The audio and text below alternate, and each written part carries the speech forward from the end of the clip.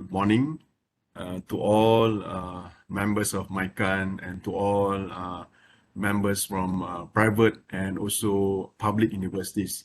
Today we have a program under MyQAN and also AUNQA in collaboration with AUNQA.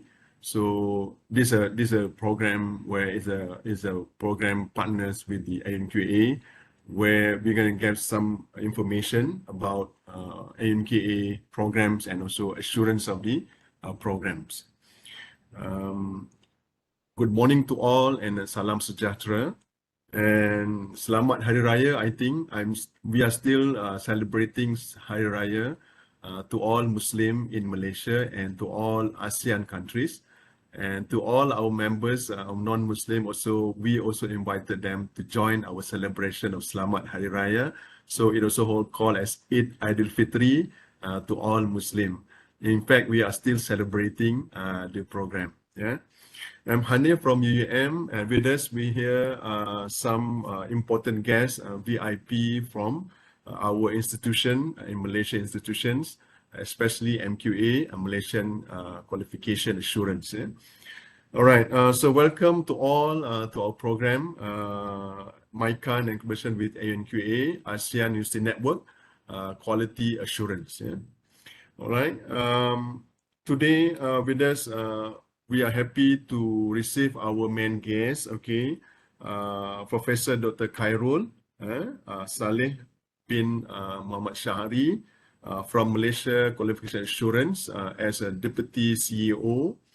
And also with us, Professor Dr. Shahril Abdullah, Executive, our main speaker for our program today.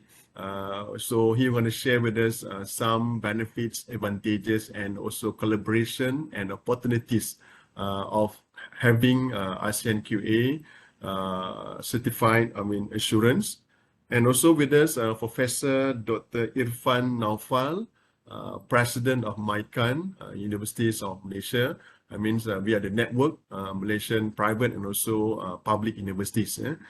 Right, Professor and Doctor, and also to all guests from Malaysia universities, especially the representative and also any organization that related to academic and also program that would like to have some feedback and also some information about ASEAN QA.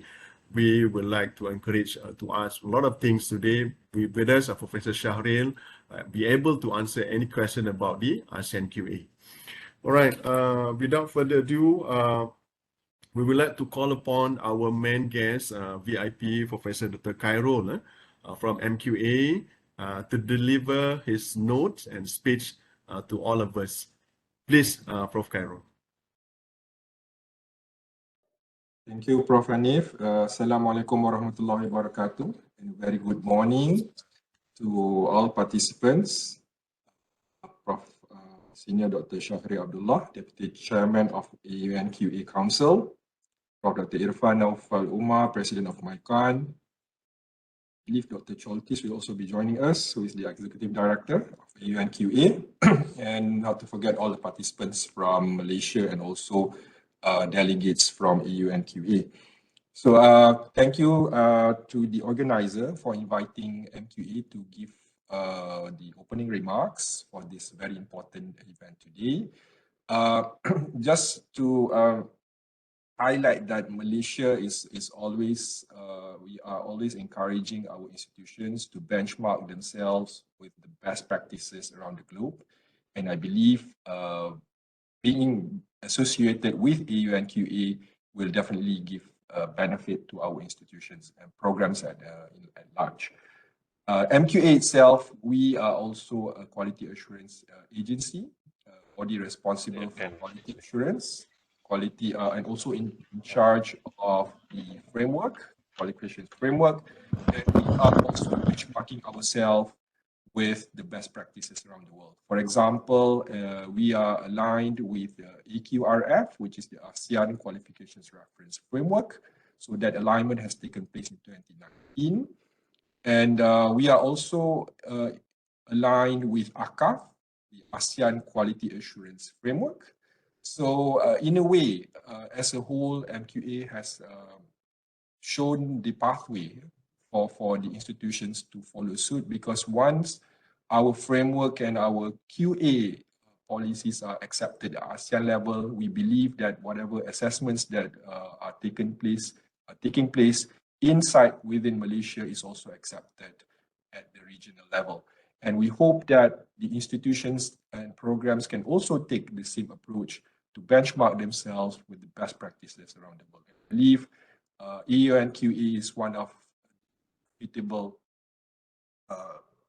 bodies who can actually provide this quality assurance instrument.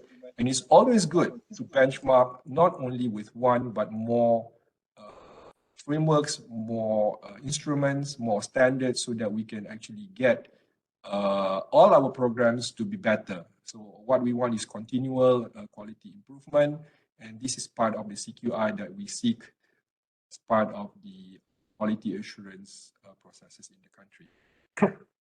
And I hope that everyone will benefit from the event or the event today.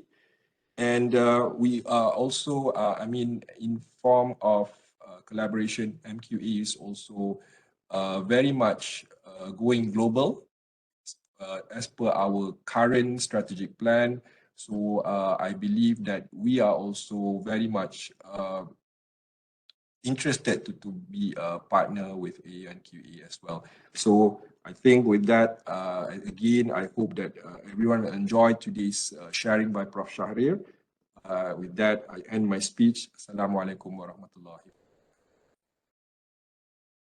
Thank you very much, Professor Dr. Khairul from MQA for his speech just now. All right, I think I missed one part, which is the corporate video by the MyQAN, because we are the one who host the program. So with that, I think we're going to look at our MyQAN corporate video. So, and then continue with the AUNQA corporate video. And then we'll start with the speech by Dr. Scholtes, Executive Director. Please.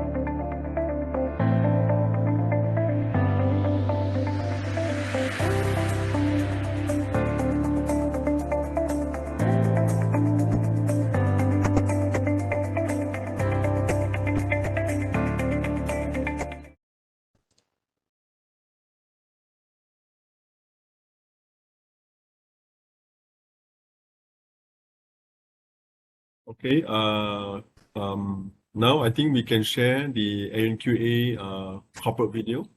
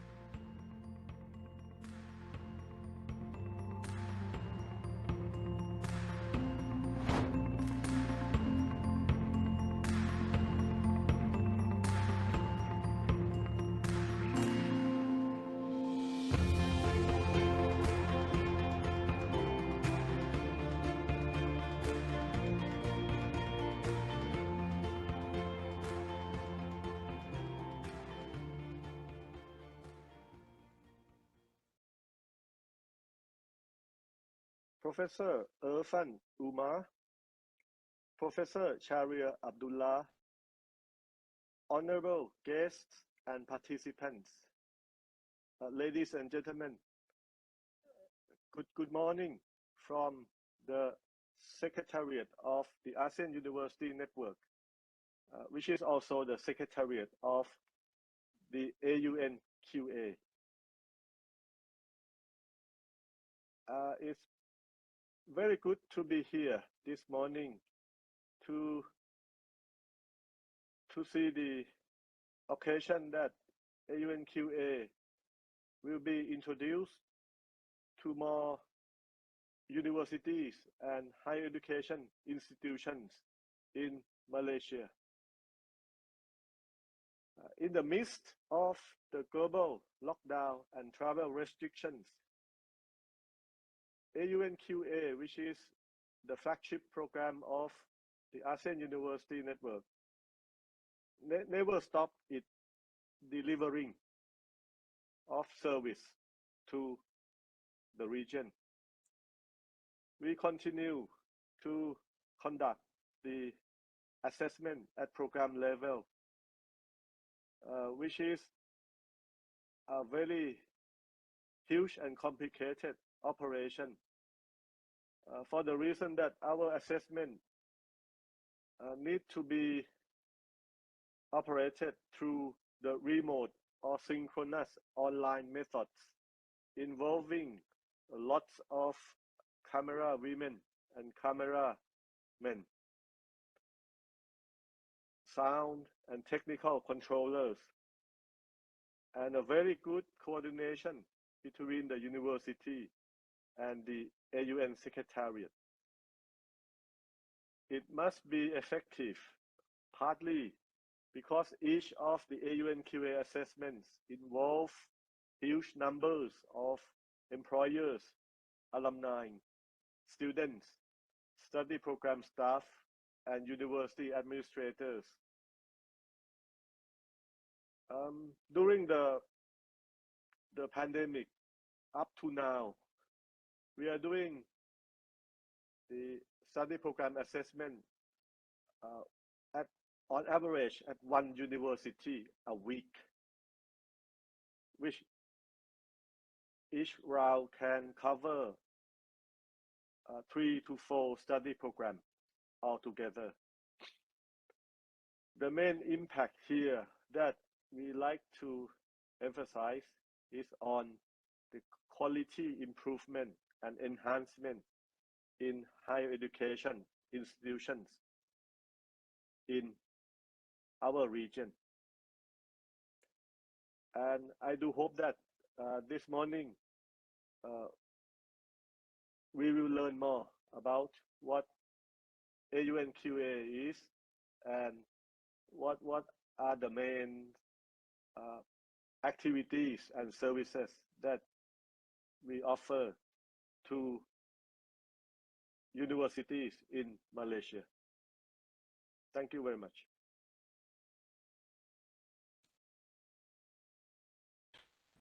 All right. All right. Thank you very much for NQA team, Ms. Fang, and also her team, and also recorded speech by Dr. Soltis, Executive Director of AUNQA. I think with that, we're going to go for the main program, whereby Professor Dr. Shahrir will deliver his sharing session to all of us about AUNQA. So with that, I think, Prof, please, your session.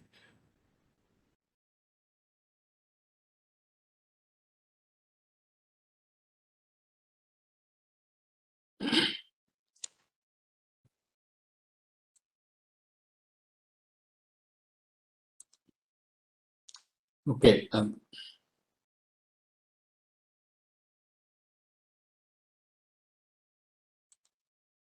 Assalamualaikum warahmatullahi wabarakatuh, and a very good morning to all the members of this meeting or this event. Thank you for inviting me on behalf of AUNQA to share some information about AUNQA. So before I begin with the slides, I would like to emphasize on what Dr. Tostis has said in his remarks, that the main purpose of AUNQA is to promote quality improvement and quality enhancement around among members. So that has been the basis or the principle of AUNQA. But before that, I would like to also give you a background, some historical background of AUNQA, as well as AUNQA's activities. And lastly, I will give you some information on how to apply for membership of AUNQA. So, on the historical background of AUNQA, it starts with the move to create a platform for cooperation and sharing of practices in the field of higher education and human resource development back in 1992 during the 4th ASEAN Summit.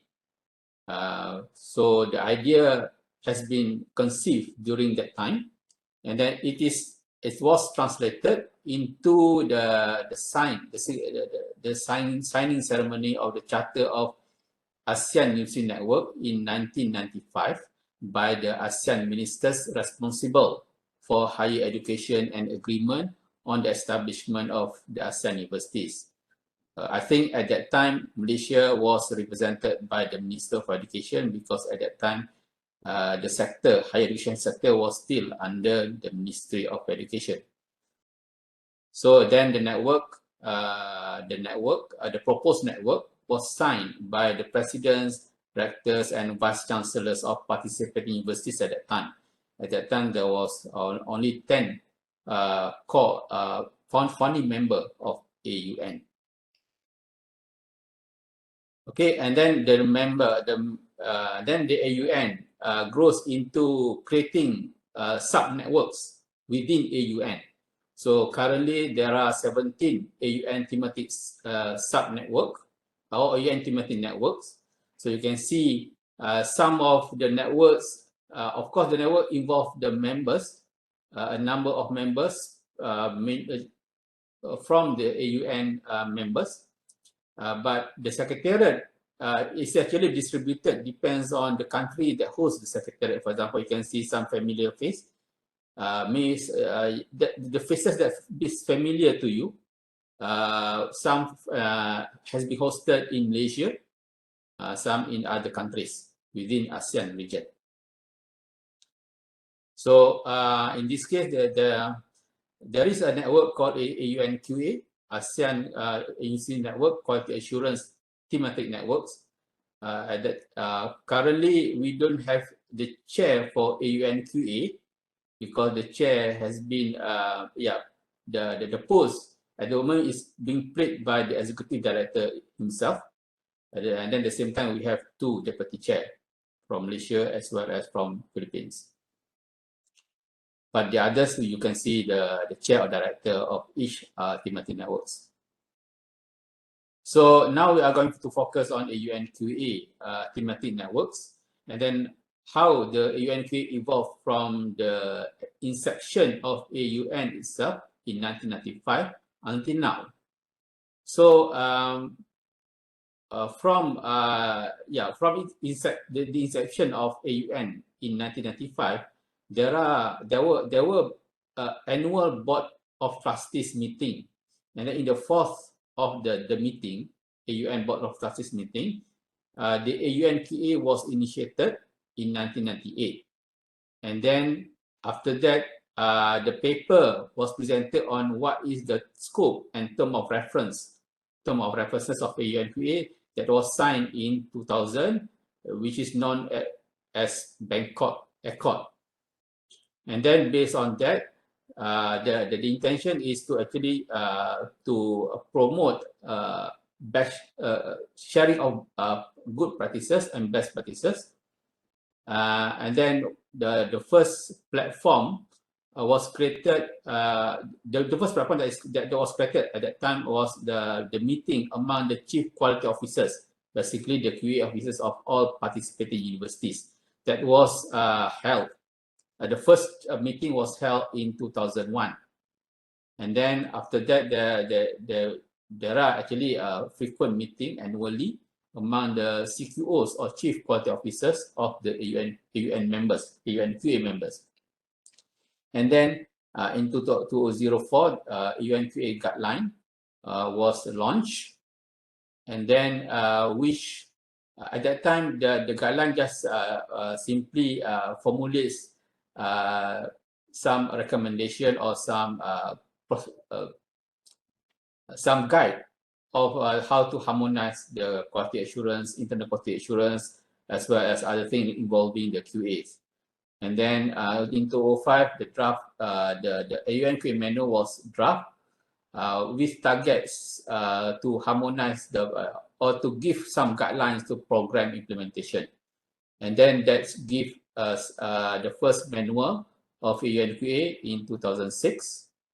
And then the manual at that time also involved, at the time, program as well as institution, but the program manual was pilot test in University Malaya in 2007. That was the first AUNQA program assessment based on the established manual.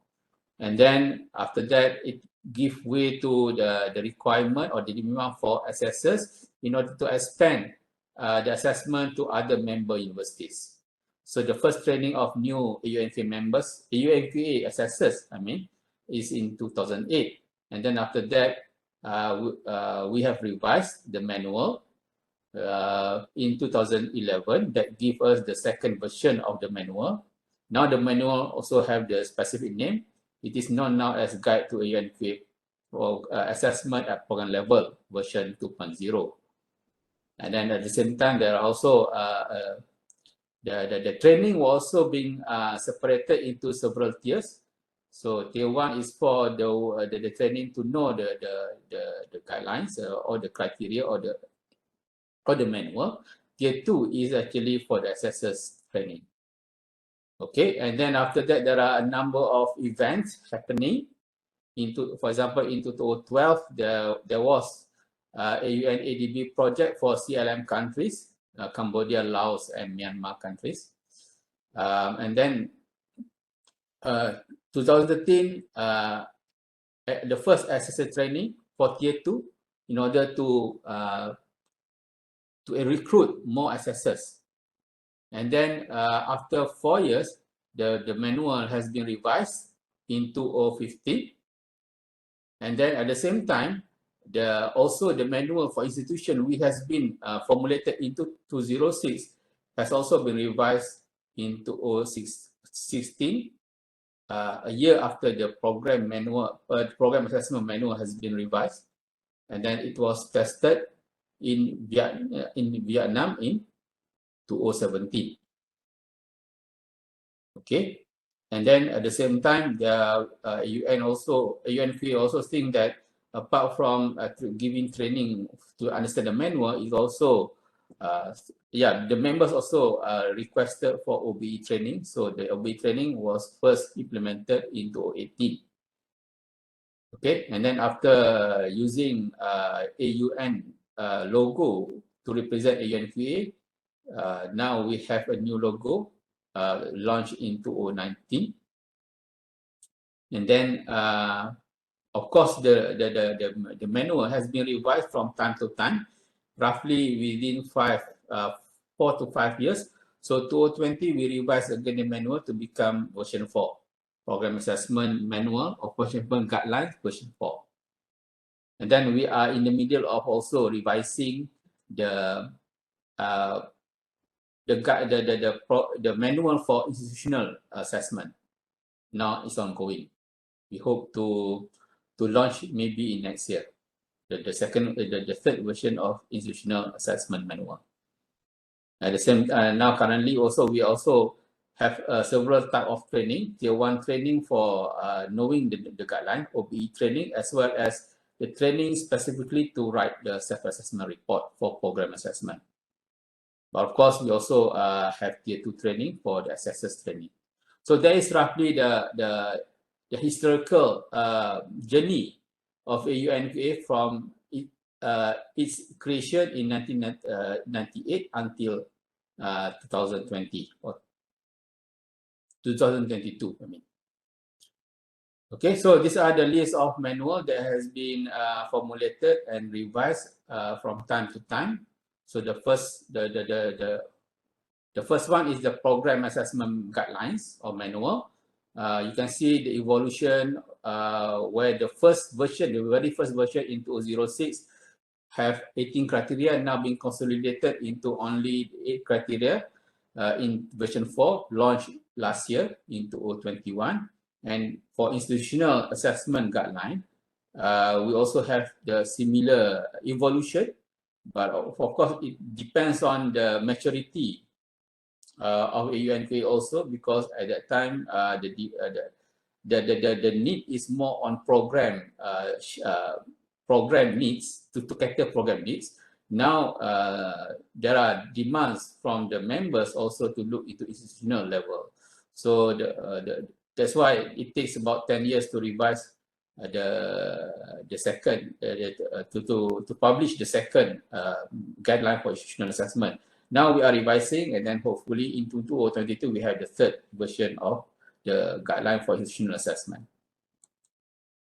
So based on that system, where we have program assessment and institutional assessment, we develop the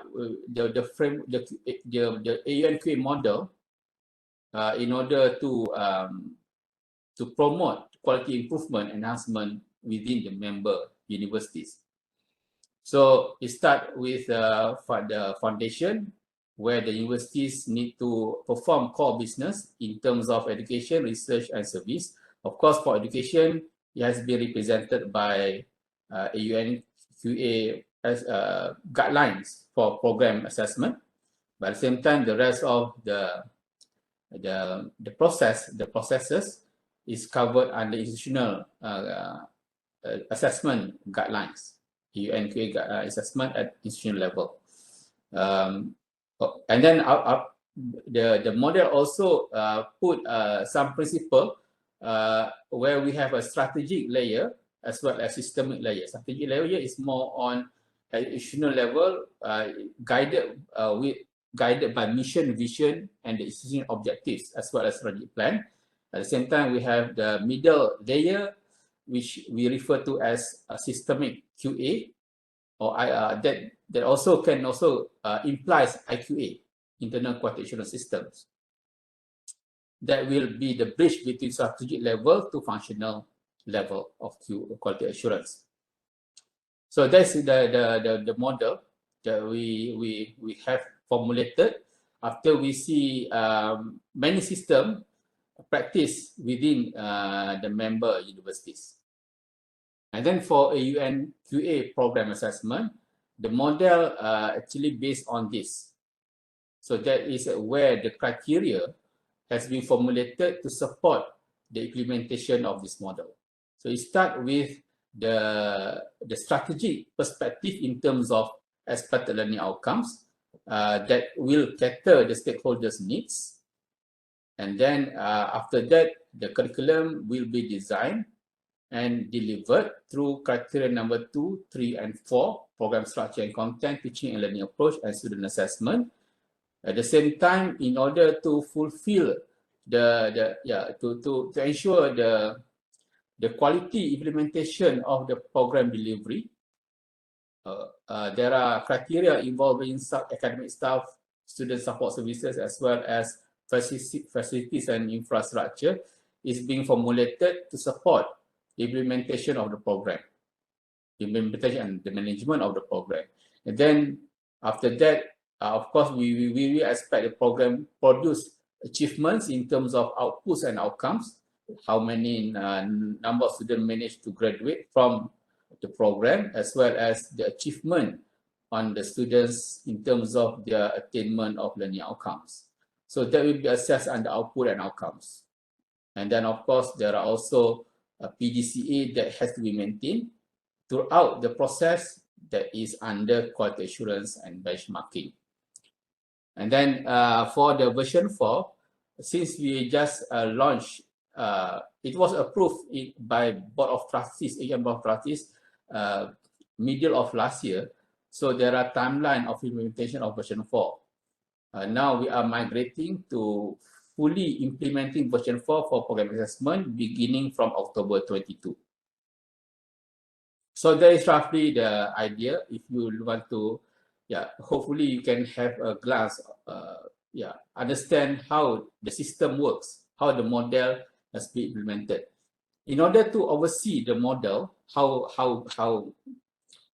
effective in the implementation of the model, these are the governance structure that is being put in place in order to monitor the implementation of the model as well as other activities under AUN-QA.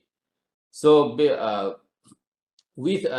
under the purview of the AUN Board of Trustees, as well as the AUN-QA directors, AUN Executive Directors, the AUN-QA Council is formulated, is being established.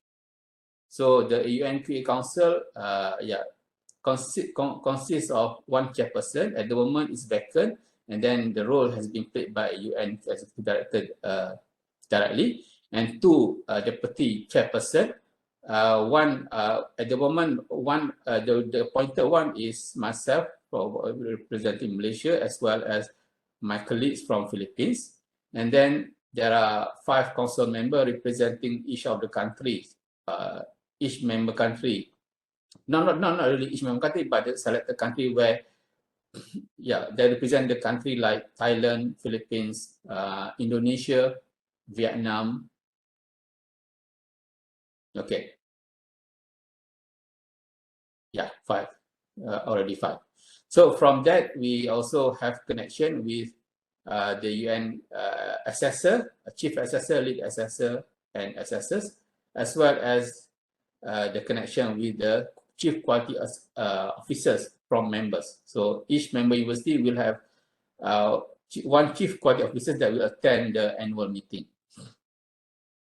At the same time, to strengthen to give advice, we also create a pool of resource person in terms of AUN-QA technical team and AUN-QA expert. So roughly that is the governance of AUN-QA.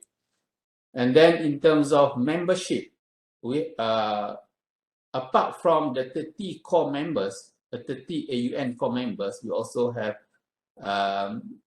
the rest of the members that make up the whole team. And then in terms of assessor, so the assessor will pick up, will be recruited from all countries from ASEAN. So currently we have 140 AUN-QA assessors. That include 54 lead assessors. Lead assessor is the one who chair or who will be the leader of one program assessment. And then 86 assessors. For institutional assessment, normally, at the moment, we only appoint lead assessor as institutional assessment panel. So the lead assessor is come from 9 countries at the moment, 9 ASEAN countries. The only one that we don't have yet to have lead assessor is from Myanmar. Okay, and then the development, capacity development of the talents under AUNQA is being represented by UNQA Professional Development Competency Model, where since we are depends on the quality of our assessor in order to give appropriate guide or recommendation to the program to improve and to be enhanced. So we depends on their competences to reflect the quality of the assessment. So these are the model and then this also has been used as the basis for our training packages. What we need to put in tier 1, tier 2, what we need to put in the OBE training and so on. So from this model, we will use to recruit assessors as well as to promote them from assessors to lead assessors, as well as also to, in the end, QA expert, AUNQA expert. So these are the model that is based on the knowledge and skills. Okay, that's roughly the background of AUN. Now I will use the rest of my time to give you some glimpse of some insight of activities that is conducted by that are conducted by us, which involve training, the assessment, program assessment, as well as institutional assessment, and meetings that is conducted by us. So in terms of training program, as I mentioned before, we have tier 1, tier 2, and tier 3 training. Tier 1 is for the participants to know about the criteria, the systems of AUNQA. Tier 2 is to recruit for them to be assessors. From that, we can recruit the pool of assessors from tier 2. Tier 3 is for institutional assessment. At the same time, to support this, because knowing to know the criteria is not good enough, because the criteria, the AUNQA model also based on OBE. So knowing how to implement OBE is also important, as well as to write the self-assessment report for the assessment for the purpose of assessment, also important. So we also create the OBE training as well as the training for SAR writing in order to support tier 1 and tier 2 training. So based on so these are the training workshop. Tier 1 has been conducted long ago, but now we are always upgrading, because we always change the version, upgrade the version. And then starting from early this year, we also embark into online training, because of restriction in terms of traveling. We have managed now to implement or to organize 4 training, and the fifth online training will be next month. So as of May this year, we have conducted 4 online training with 128 trainees.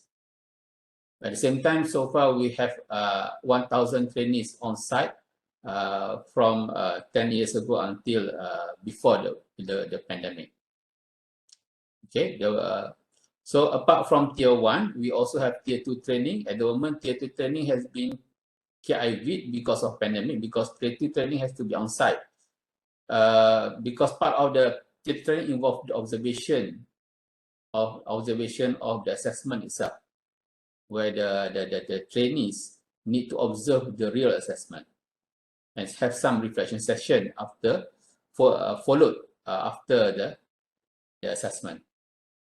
And for the tier 3 training is for the institutional assessment. That so far we have trained. There are a number of the training with the number of trainees now up to 104. This also being KIV, but will be resumed soon, maybe next year. for the purpose of institutional assessment. Okay, and then for OBE training workshop, this has been started a few years back, and then this also has to be on site, and then we will resume soon. The purpose of OBE training is to give the knowledge and skills about applying outcome-based education in the program. And then the last training here listed here is the self-assessment report writing for the successful program assessment, because one of the things that is required when we're implementing the program assessment is the quality of the SAR. If the SAR is written based on the requirements stipulated by manual, the process of assessment will be more direct. Otherwise, it will, the assessor will need to work harder in order to assess the program fairly. Okay, so this roughly gives you some glimpse of what kind of training and workshop that is offered by AUN. Okay, and then apart from the training and workshop, we also conducted program assessment. In fact, we have conducted a lot of program assessment. You can see in the box here, so far on site, we have conducted more than 500 study programs from 7 ASEAN countries. At the same time, because of pandemic, starting from September 2020, we embarked into having online assessment or remote site visit. And then, due to availability of the assessors now, last time the bottleneck is the number of assessors, but now we have many assessors as well as assessors. We managed to come up to complete at the moment, as of April 2020, 800, which is more than on site. But of course, we have also been studied the effectiveness of on site versus online, and then we hope that the on site assessment can also resume soon, maybe perhaps next year, after many countries open up the border. So the purpose, the principle of program assessment is aimed to improve the effectiveness of the QA system. It is principle-based, it is not prescriptive. It recommends area for improvement rather than mandating solutions. And the mode is to contextualize rather than to standardize QA practice. So the findings can be different from one country system to another country system, one university practicing different systems, but the principles are maintained.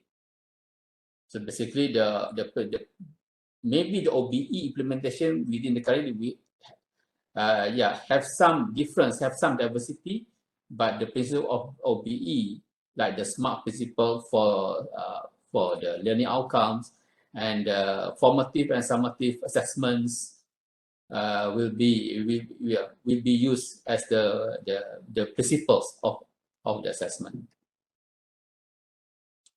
Okay, and then in terms of institutional assessment, the objective is to assist universities to improve the overall effectiveness, as well as to help encapsulate the framework, in terms of how the universities implement strategic, systemic, and functional quality assurance systems. Okay, and then to uplift the quality of institution to comply with ASEAN Quality Assurance Framework, AQAF, and other international quality assurance framework. So based on that objective, we have performed a number of institutional assessment back from the first one in January 2017, after we just revised and launched the second version of institutional assessment guideline, and followed with the De La Salle universities in Philippines, UI in Indonesia, and then VNU Ho Chi Minh City in Vietnam. That was in 2017, and then the institutional assessment continues with Universitas Gadjah Mada, University Malaya, and another universities in Ho Chi Minh City, VNU, Institutional University of under VNU Ho Chi Minh City in Vietnam. And then the last one is in 2019 was UST, University of Santo Tomas, Philippines. But of course, there was a few independent, but we cannot perform due to pandemic. Okay, so that is the institutional assessment. About the meeting, we have conducted a number of platforms in order for the members to discuss and to also to get together.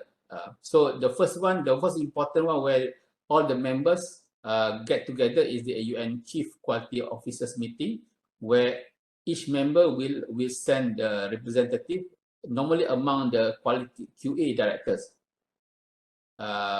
So this meeting is to discuss AUN activities, and it's a platform for your members to exchange ideas as well as to network among themselves.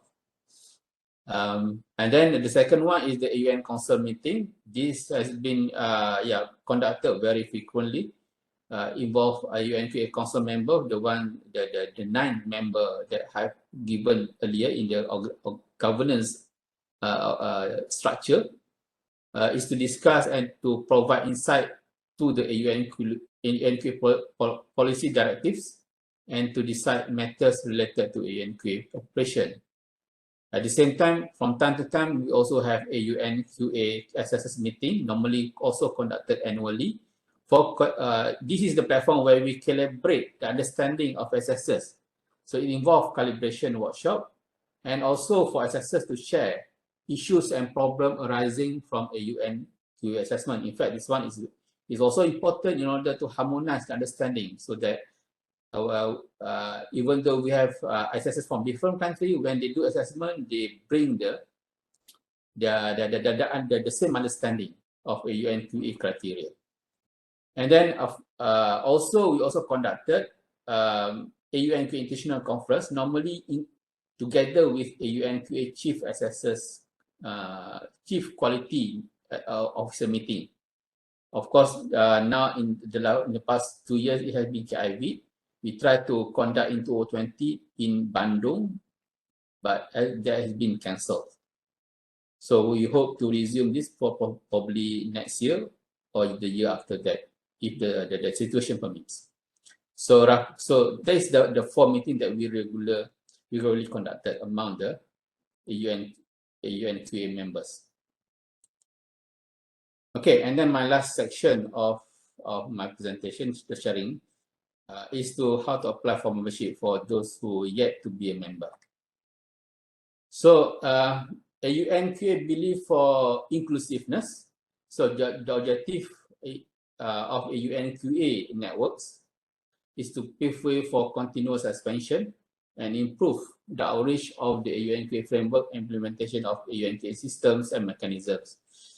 And then in terms of the eligibility, as long as the institution is recognized by the national QA agencies and or the relevant ministries of the country where the business is registered and operated.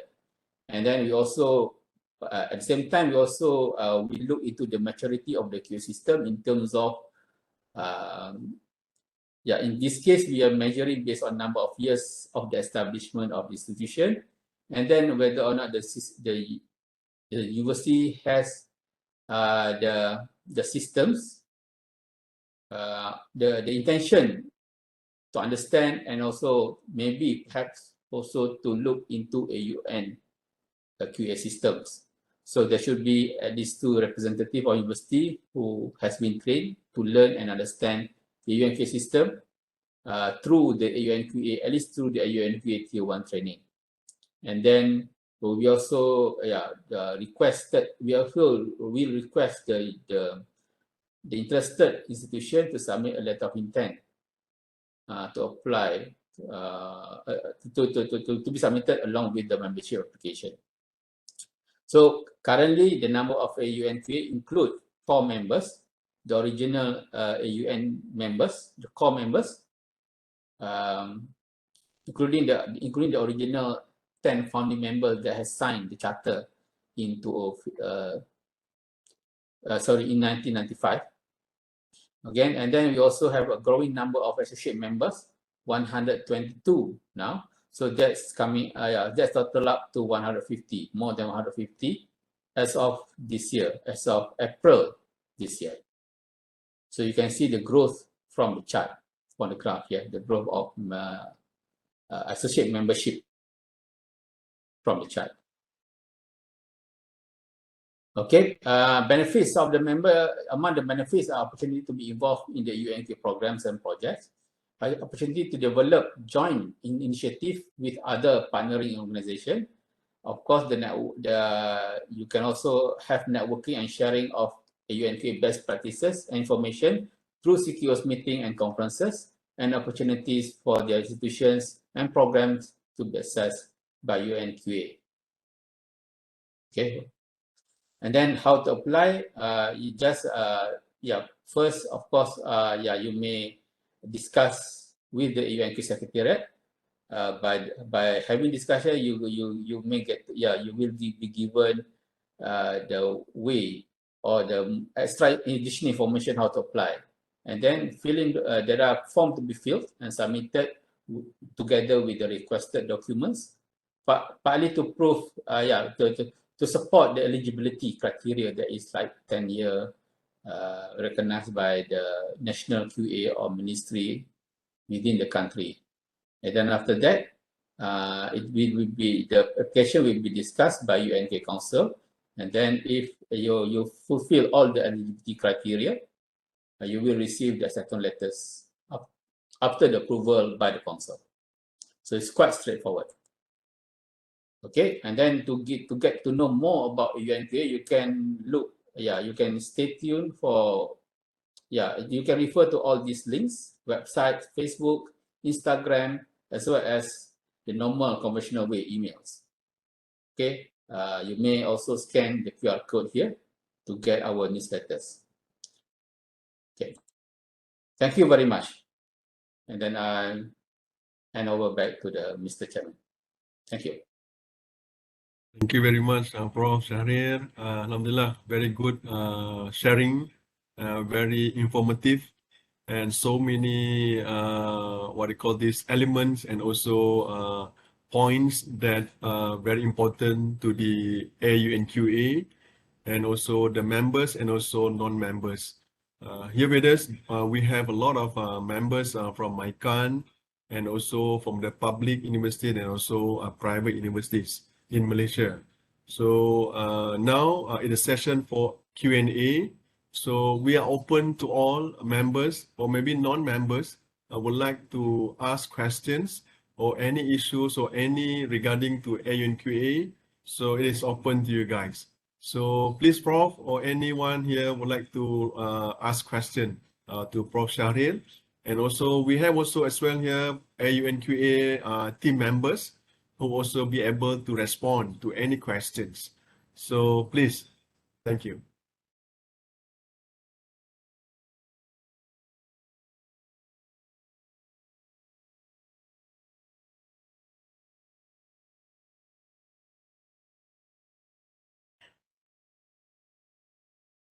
Oh, by the way, I would like to share as well, there's going to be another session, sharing session for the universities who are now practicing the program assessment and also institutional assessment. So hopefully our members from University of Malaya, okay, we will invite Prof. Kiran and as well the University of Malaya members present their institutional assessment they had before, and then they are still managing them. And as well from UUM, so we're going to have another program assessment from UUM. We're going to share some practices, some aspect of the assessment that we had, and to what extent the assessment give benefits and advantages to the program and also to the universities. So anyone here would like to ask questions about NQA? So please.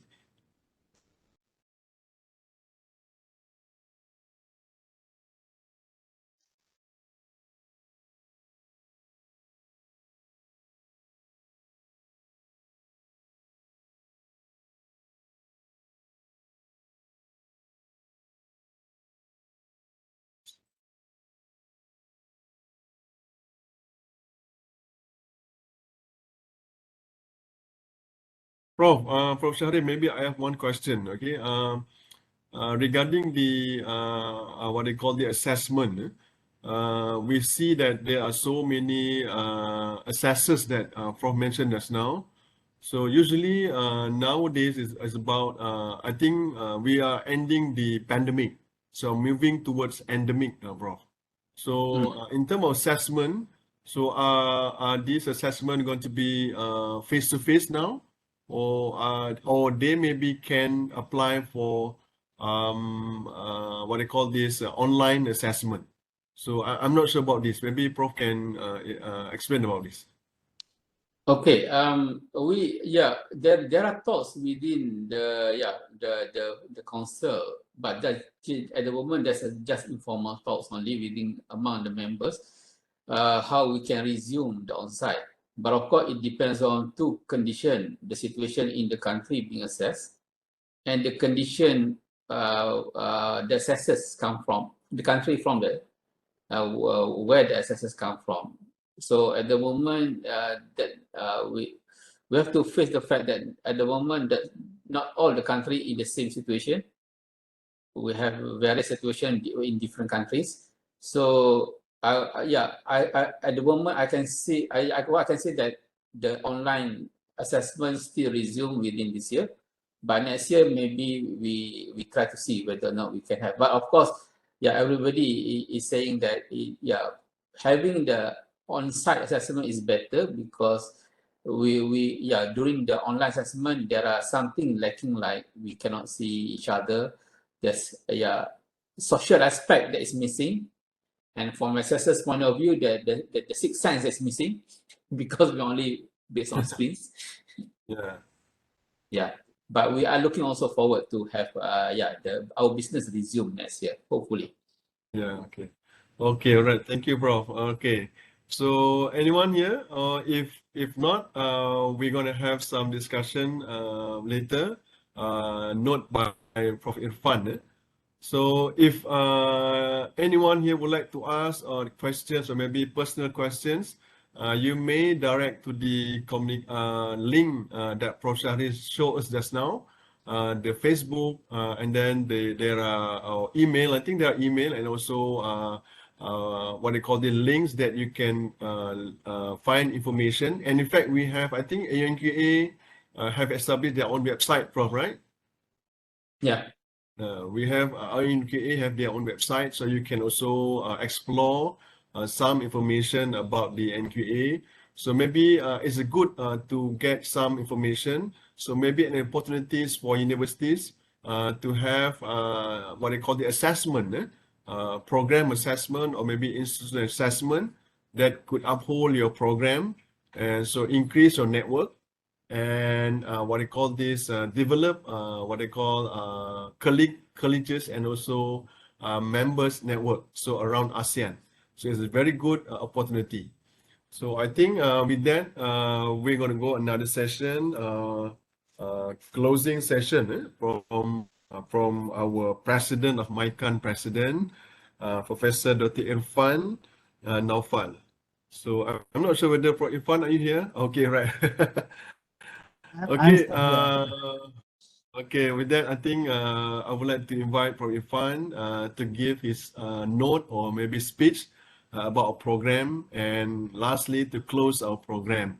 So don't forget, next time we're going to have another program in July. In July, sharing program from UST Malaya, institutional assessment, and also from UUM program assessment. So right now, I think I would like to give the floor to the Prof. Irfan for the closing note. Anyway, thank you very much, Prof. Shahrin, for your sharing with our program. All right. Please. Thank you, Associate Professor Dr. Hanif. Can you hear me? Yes. All right. Assalamualaikum warahmatullahi wabarakatuh. Salam sejahtera. A very good morning to everyone, and Salam Idul Fitri. Yeah, Maaf Zahir Batin to those who are still celebrating Eid al-Fitri.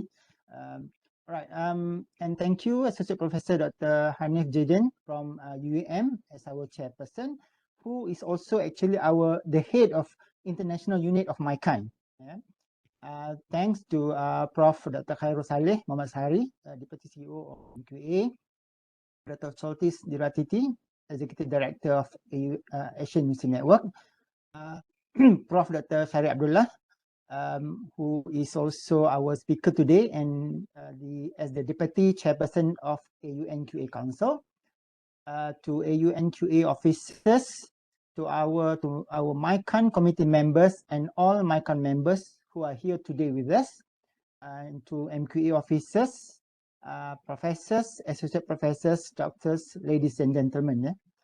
So on behalf of MyQAN, I would like to thank especially to AUNQA for being with us today to share with MyQAN members about MQA and the services that it offers for Asian universities. Yeah? As we are all aware, AUNQA offers especially the study program and institutional assessment activities for the universities in this region. So in other words, it provides another channel for us, higher educational institutions, to have our programs and institutions assessed and recognized at the regional level. So thank you for that. For your information, MyQAN, we have signed an MOU with AUNQA back in September 2020. We also had an introductory session with Dr. Choltis Diratiti and AUNQA officers in August last year.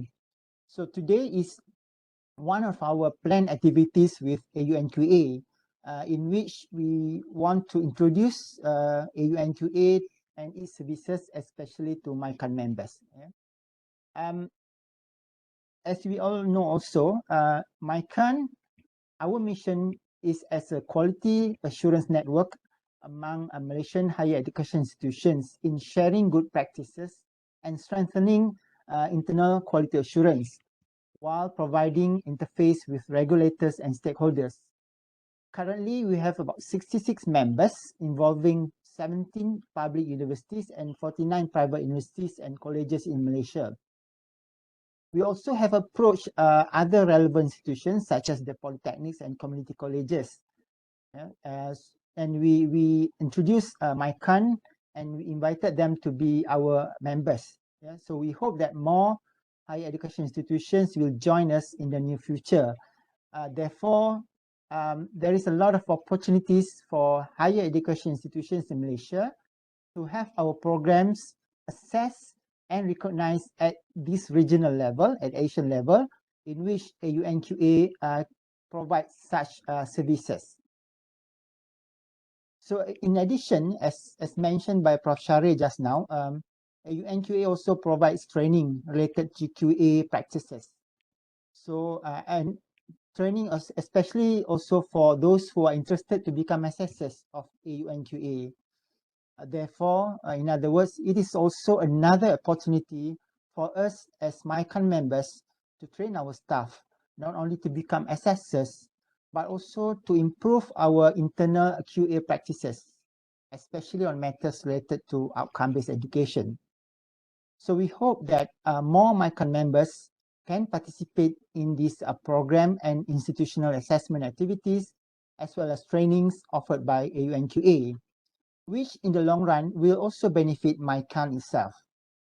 So lastly, again, thank you to AUNQA, especially to Prof. Syarif Abdullah for sharing the information about AUNQA and its services to all MyQAN members this morning. It is indeed very informative and very useful for us. we hope to have more activities with AUNQA in the near future. Also, thank you to Associate Professor Dr. Hanif and his team, International Unit Subcommittee of MyQAN, for making this event a fruitful one. And last but not least, thank you for everyone for making your time attending our session with AUNQA. So thank you very much. Back to you, Dr. Hanif. All right, thank you very much, Prof. Irfan. Great notes, informative notes from him. And hopefully, MyQAN and AUNQA would like to cooperate more and more in details. And hopefully, members from MyQAN in Malaysia see some opportunities and also what they call this try programs of the academic programs. Yeah. Okay. I think Alhamdulillah, our program is ending now. We would like to thank you to all today. It's a very short but very informative and very introductory program by NQA, by Prof. Shahrir, and also the team from the NQA, and also team IPQUM, and also all MyQAN members. Today also MQA role is here. We are to receive Prof, and also from Irfan. And we have also a lot of members I see from here, and MyQAN members, private and also public universities. With that, I think we're going to end our program. We're going to have a short program for photo session. So we invite all members and also participants today to open their camera so that we're going to have a short session for photo program.